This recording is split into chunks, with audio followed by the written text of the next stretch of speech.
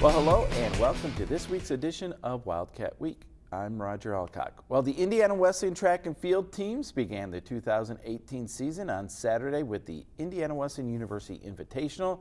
Joining me now to talk about that meet is senior sprinter and mid-distance runner Noah Stratton and senior mid-distance runner Michael Olson. So first we have Michael and Noah. Guys, let's introduce yourselves first. I'll start with Michael. Kind of where are you from and what are you studying here at Indiana Wesleyan? Yeah, I'm Michael. I'm from Parker, South Dakota, near Sioux Falls, and I'm studying exercise science. And Noah? Yeah, I'm from Bluffton, Ohio, and I'm a double major in marketing and management. Okay, Parker, Noah, excuse me. I'm going to ask Michael this first. Michael, South Dakota. You said all the way from South Dakota. That is a long ways away. Yeah. How in the world did you end up at Indiana Wesleyan from all the way in South Dakota? Yeah, so I grew up in a Wesleyan church back in Sioux Falls. And I just had a lot of connections, I guess, like my sister-in-law graduated from here and youth pastors graduated from here, went to school here. And so I was like, I got to check it out. And I really liked it, and I've been enjoying my time here ever since I came here. I know what. Bluffton's not so far Not away, as far. but it's not next door. Kind of what was your influence, or how did you end up at Indiana Wesleyan? Yeah, so I have two older sisters, and my oldest sister, she actually came here to play basketball. Okay. And so through that, I had come to watch her playing some of the games, and then, so I'd kind of always known about Indiana Wesleyan, and then when it came down to making my decision, I started talking to Coach Voss, who was the head coach at the time, and we kind of worked some stuff out with track, and it's been home ever since. Well, speaking of track and field, we wanted to talk about the first indoor meet. Really the first time to get out there and compete after a break from competition. You guys are part of the 4x800 relay team, and one of 5 NAI qualifying events for the Wildcats on Saturday, and we'll talk more about the other ones. But that 4x800 relay, I know you guys went to Indoor Nationals last year. Noah, I'll ask you this: were you happy with your time this year, and or at least in that initial run? But what would the ultimate goal for this relay team be? I think we were definitely happy with the time that we hit. We were happy that we hit a standard. We would have liked to go a little bit faster. It would have been nice to get that A standard just to kind of give a little bit more leeway for the team, for other B standards who we'll probably have. But I would say just end goal for our 4x8. I mean, last year at indoor and outdoor, I think we got 5th in both. So returning, 5th or 6th, but returning all 4 members, we'd really like to honestly do something special, get top 3, maybe, and go for a national championship. In that first race, you ran a 7:56.88. The A standard, I think you said, is around a 7:55. So Yep. You're really close. Yeah, we were really close to it. We would have liked to hit it, but we were so happy with the B standard. Michael, who are the other 2 guys on this 4x8 team? Yeah, Chad Ellens, and then Josh Snydick, senior and junior. Okay, year. so you guys have experience though running together. You said, are you the same 4 guys who ran this relay last year? Yeah. The goal ultimately, indoor or outdoor, crack that top 5, maybe a top 4 finish. I mean, is that feasible? Would that be a goal? Yeah, definitely. We definitely see that as a possibility. I think honestly, Something we aim for. biggest goal would be honestly national championship. I think Yeah. it's something that we believe in ourselves and that we can accomplish that. Track and field is one of those sports where it's a very individual sport in many sense, but it also has that team component. And so you guys get a flavor of that being part of the relay team. But I also want to ask you a little bit more about the individual events you run. So I'll start with you, Michael. What individual events do you run, and maybe what are you looking to achieve in those events? Yeah. I run a little bit of quarter, but then I do more half mile. So the 800, and it's a brutal race, but I've learned to love it. Well, we were teasing you before, because those middle distance to 800, it really is. It's not a distance race, and it's both. It's a sprint, and you really you kind of have to have the special mentality to attack that race, don't you? Yeah, you do. It's a different race than a sprint or a distance. But yeah, like I said, I've learned to like it, and I've been kind of progressively working on my times, throughout my time here. And we'd love to be down in the low 150s this year. I mean, especially to help out that relay, but yeah, individually, kind of down 150, 152. No, what about you individually? What else are you involved in? So my main event would be the 400-meter dash, and then sometimes I'll go down and I'll run the 2, and then even I'll go up and run the open 8, or even this indoor season I'm kind of focusing on the 600, which is just an indoor event, not an outdoor event. But I haven't ran that, so I'm excited to try that out here in a couple weeks. Well, speaking of the team, I want to mention a couple other athletes who had qualifying times. Alex McFarland in the 60-meter dash and Jay Krantz in the 60-meter hurdles both had B standards, but the big one, maybe Alex McFarland, she tied an IW record in that 60-meter dash, 7.82. So talking with Coach earlier in the year, I know the girls' side is a young squad, but some good performances coming out of the ladies. Yeah, absolutely. Yeah. Now for the guys, Derek Parker in the 60-meter hurdles, he had a B standard, 8.37. Brennan Coyle had the 1A standard in the shot put. Through that thing 16.5 meters. So not a bad day for Brennan. No. Yeah. Not at all. For a team, what would you say? You know, again, individuals can set goals, but as a team, what are the Wildcats hoping to accomplish here in the indoor season? I'll ask maybe Noah that question. Yeah. I would say that first and foremost, our number one goal is for us to win a conference championship when it comes to indoor. I think that's coming up in about 3 weeks. I think we have that, and that'll be here at Indiana Wesleyan. But that's always our goal, is just to win conference and represent our school well in that. And then after that, it's kind of just try to get as many people to qualify for nationals as possible, and go down and perform to the best of our abilities and try to get as many points for the team at nationals. All right. Well, guys, again, some more indoor stuff coming up. But last question for you, Michael, is the indoor season. You have the competitive nature, you have the championship you can compete for, but then the outdoor season comes, and I know a lot of this is really preparation. That's where you like to shine, is in the outdoor season. Right. Goals or maybe outcomes you're looking for in that outdoor season, is a conference championship maybe something the guys are looking at? Yeah, definitely. And Indiana Wesleyan has really done well in the conference, but we have not won a championship since we've been here, and so we'd really like to get that our senior year. And so, like Noah said, like that's always a goal for indoor, definitely always a goal for outdoor. We have some really good teams in our conference, you know, Marion, Bethel, some, just to name a few, but yeah, definitely conference championship is a goal. Well, guys, again, thanks a lot for coming in. Yeah, Best of luck this weekend at the Jets Pizza Invitational up in Saginaw. So run really well and then get some pizza later. Yep, we'll do. All Thanks right. for having us. Well, when we come back, it's women's basketball that we're going to talk about. A big win against the Goshen College Maple Leafs, so don't go away.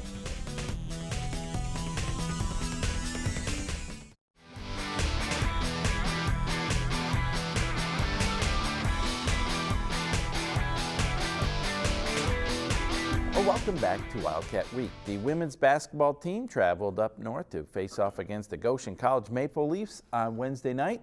The Wildcats held the Maple Leafs to just 35% shooting from the field, and the ladies ended up with a final score victory of 68-55. The Wildcats were led by junior Nicole Ignashik with 18 points and 6 rebounds. Senior Anna Imhoff, 14 points, 4 rebounds. Junior Katie Key, 11 points and 4 rebounds. And joining me now to talk about the victory is the head coach of the Wildcats, Coach Ethan Whaley. And Coach, Goshen College, a team that has been struggling, but we know there are no easy wins in conference on the road. So a nice win for you guys. I think a win where you had to overcome some things, but you did it and got the victory. Yeah, you got to give them a lot of credit. They're 1-20 coming into this game, and it could be easy to throw in the towel. But from their coaching staff to their players, they were fighting and positive and optimistic. And you had to love the way that they played. They did a really good job of speeding us up. You look at the box score; we had 19 turnovers. That's the hiccup that we got to clean up. But outside of that, I thought we played very well. We were efficient when we did get shots. And obviously on the defensive end, we took care of business. Well, and we mentioned it. Defense is one of the things I wanted to check in with you on. Is to hold them to 35% from the field. You're going to win a lot of ball games when you play good defense. You might be and I don't think you were on the downside offensively, but if you play great defense, you always have a chance to win. Yeah, that's what we talk about. Shots aren't always going to fall, especially on the road in conference. So you got to hang your hat on defense. And we beat them on the glass by 10. We outshot them at the free throw line by 8. So I was happy with that effort. As you take a look at some highlights, one of the 4 threes on the night from Anna Imhoff, and Anna just doing what she does as a senior. The other big thing, though, on that night was after the 6-week layoff, we got Nicole Ignashik back in the lineup, and Nicole was getting layups, but she looked like she had hardly missed a beat after that layoff. Yeah, you and I were talking just a little bit ago. She just looked really fluid, and it's really hard to do that after you've been off for a month and a half. So I was really happy for Nicole. I thought she did a really good job of letting the game come to her and not forcing anything. And obviously our team did a good job of finding her in her spots where she can be effective. Now, you guys jumped out to a little bit of a quick lead there early, but give Goshen credit. They went on an 11-0 run late in that first quarter. They actually led 16-14, but then you guys really took control of this game here in the second quarter. You started the second quarter on a 14-2 run, got up to a 28. Here's where we kind of start that run, or in the middle. You get to a 28-18 lead, and from that point on, you never relinquished that lead. Yeah, and it started on the defensive end. We held them to 2 points in the first 8 minutes of that second quarter, so we really buckled down and got stops. And again, you see Nicole Ignashik. We had I think 6 offensive rebounds in the first half, so we killed them in the paint in the first half, and like you said, that just kind of was the trend going forward. Yeah, you talked about kind of fluidity. That was it right there for Nicole in terms of the ability to catch that and finish. The other player I wanted to mention who I think has had a couple good games in a row is Carly Lang. I think with Nicole out, maybe there were times where she was trying to do a little too much, but she's been very efficient of late, and was 4 of 4 from the field, 5 rebounds in 25 minutes, had the 8 points, but doing a good job of playing within what you want to do offensively. Yeah, you said it. With Nicole being out, she was trying to, I don't even know that she was trying to do too much. She was just forced into doing things that maybe she's not comfortable or accustomed to doing. And last night she was able to get back to kind of work in the middle, playing a little bit of inside out. I was happy with her 15-foot jumper.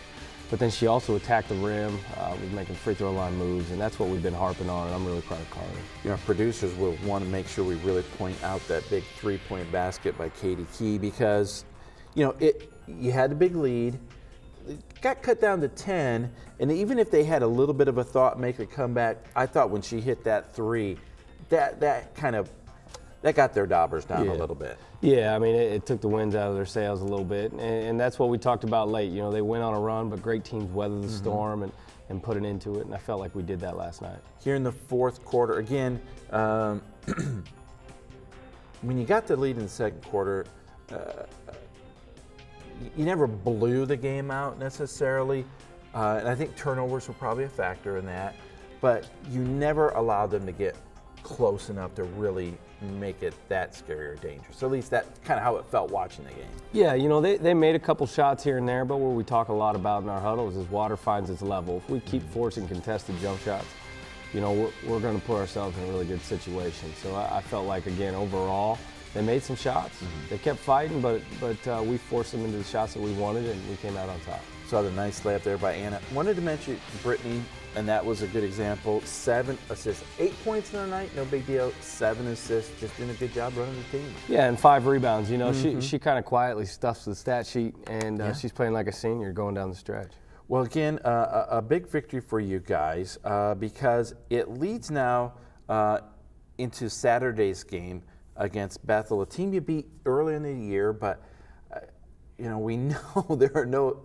It sounds so cliche, but we'll talk with Coach Tonigal later about what happens on the men's side of the ledger Tuesday night, where there were multiple upsets on that Tuesday night in the conference. So you can't take a Bethel team lightly that would love to come into Lucky Arena on Saturday and upset the Wildcats. Yeah, I mean, obviously they're IWU alums, so this is home for them. On their staff, and they want to play well. And they're a physical, gritty team. They're young, but it's similar to Goshen that they don't ever stop fighting, whether they're down 1, whether they're up 10 or down 15. You know, it's a battle to the end. So our girls will be ready, and it'll be another dogfight.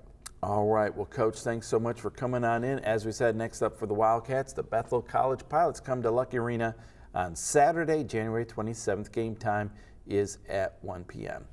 Well, when we come back, we'll check in with men's basketball and their trip to Goshen College. So stay tuned. We'll be right back.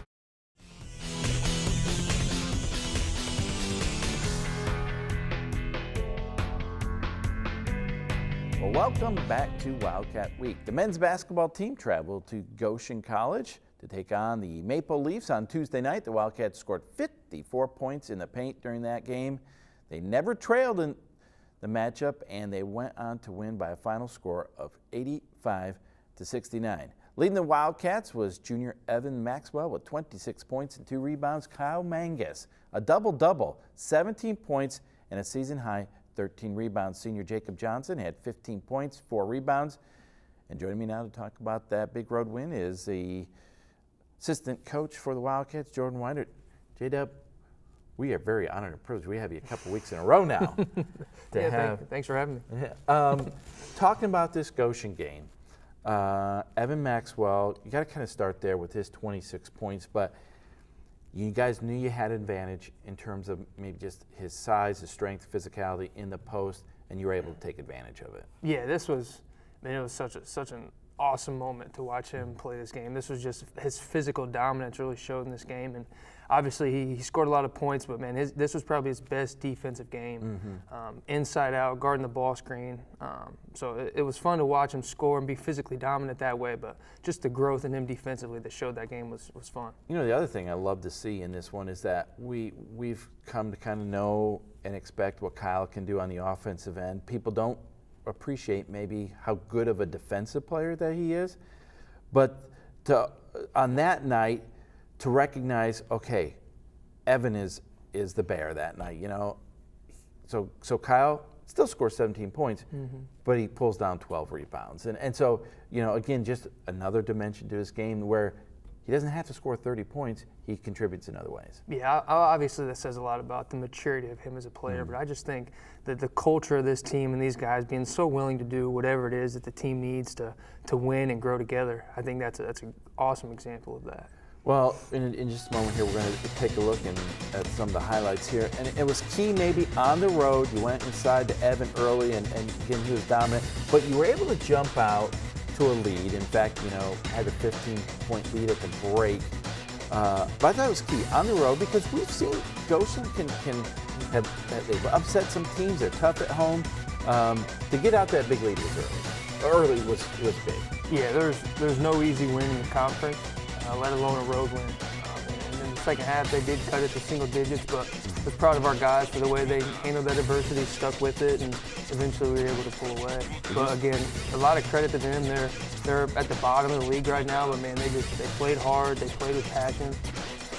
So got to give a lot of credit to them as well. You know, a moment ago we saw I thought a really nice take in the basket by Grant Pribble, and that was back inside to Evan there, and boy, just a really nice post move. But is there something to the fact that Grant Pribble's game is elevated to such a higher level just about the same time as George Weidner came to on the coaching staff? Is it coincidence or is there a connection?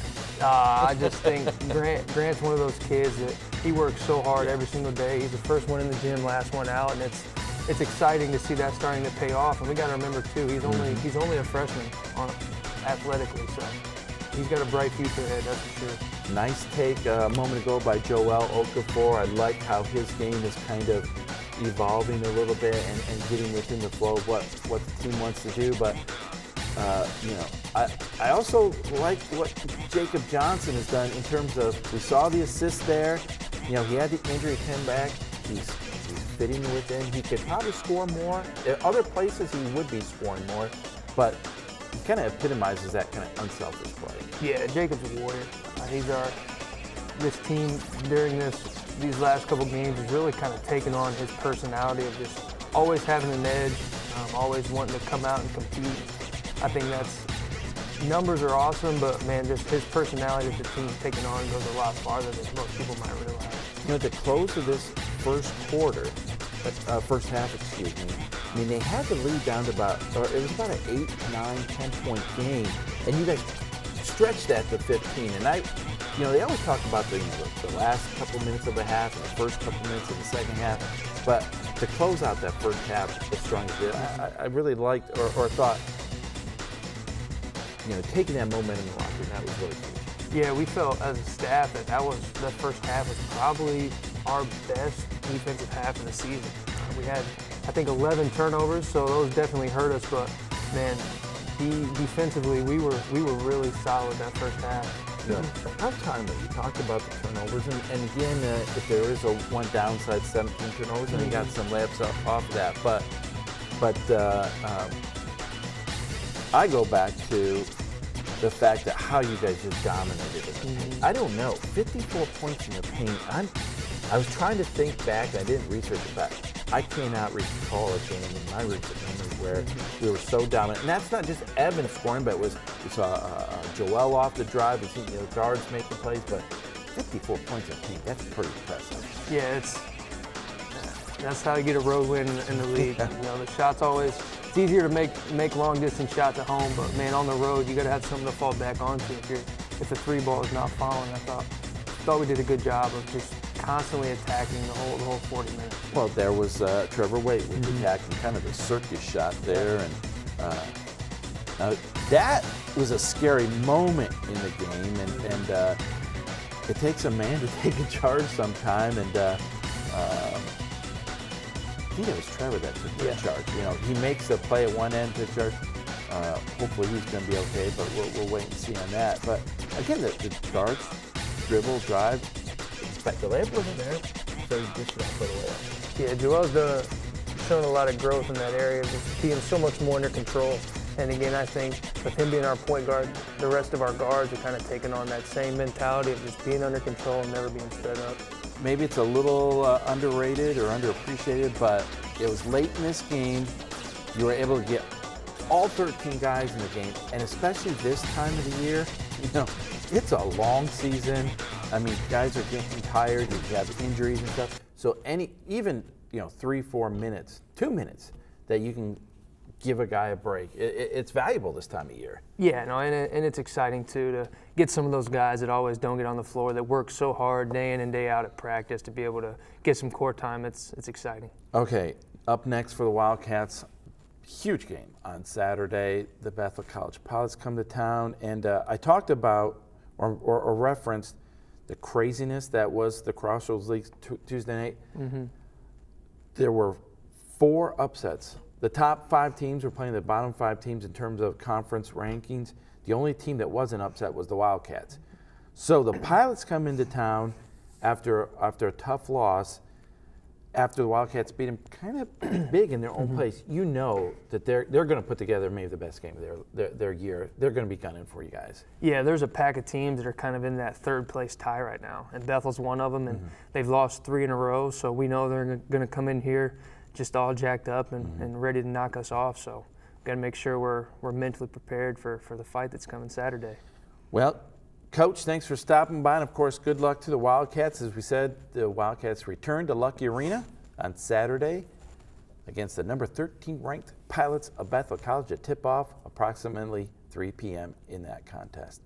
Well, that's all we have for you here on this episode of Wildcat Week. If you'd like to see more of Wildcat Week, you can visit our website, wiwtv.com. There you can watch past episodes and connect with us online. Once again, that is wiwtv.com. Or you can stay connected with all our local programming by subscribing to our YouTube channel. It's WIWTV 51 on YouTube. Well, we look forward to seeing you next week on Wildcat Week. So for all of us here, thanks for watching.